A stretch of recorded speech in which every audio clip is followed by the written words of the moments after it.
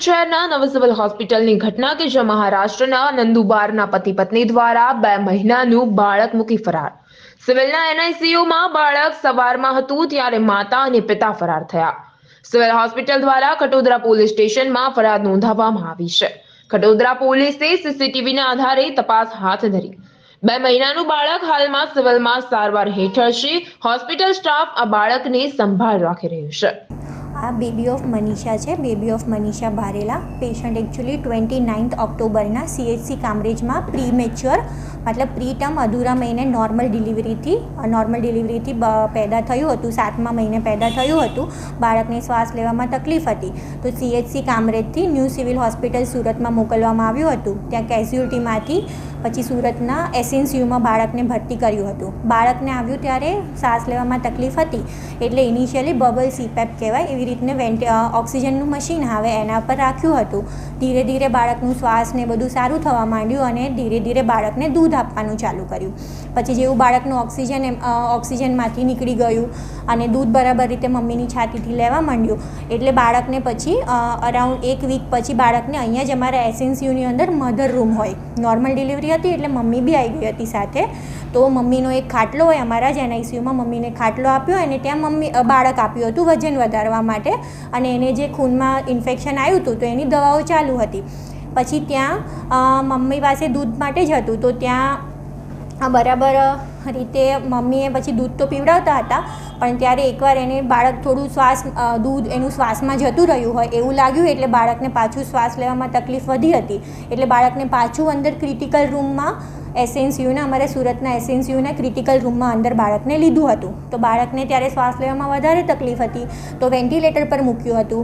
પછી વેન્ટિલેટર પર થોડા દિવસ રહ્યા પછી ધીરે ધીરે શ્વાસ સારું થયું એટલે પાછું નાના મશીન પર ઓક્સિજનના મશીન પર લીધું અને દૂધ ચાલુ કર્યું. પછી અરાઉન્ડ 29 નવેમ્બર આવ્યું ને ત્યારે એના મમ્મીને તાવ આવ્યો એવું કીધું એમના સગાવાલાઓએ. તો તાવ આવ્યો એટલે એને મેં કીધું કે અમે મમ્મીને મેડિસિનમાં બતાવવા લઈ જઈએ છીએ અને મેડિસિનમાં પછી એ લોકો લઈ ગયા અને ત્યાં 6B વોર્ડમાં મમ્મીને દાખલ કરી હતી. પછી એમના સગાવાલા આવતા હતા પણ દિવસમાં 1-2 વાર પછી દૂધ લઈને નહોતા આવતા. તો અમારા પાસે મિલ્ક બેંક છે અમે લોકોએ મિલ્ક બેંકનું ફોર્મ ભર્યું અને બાળકને અહીંના મિલ્ક બેંકમાંથી બીજી મમ્મીનું દૂધ આપવાનું ચાલુ કર્યું કેમ કે એની મમ્મી બીમાર હતી દાખલ હતી એમને દૂધ નહોતું આવતું. પણ પછી 3-4 દિવસ એમના સગા જે નિરંતર આવ્યા નહીં.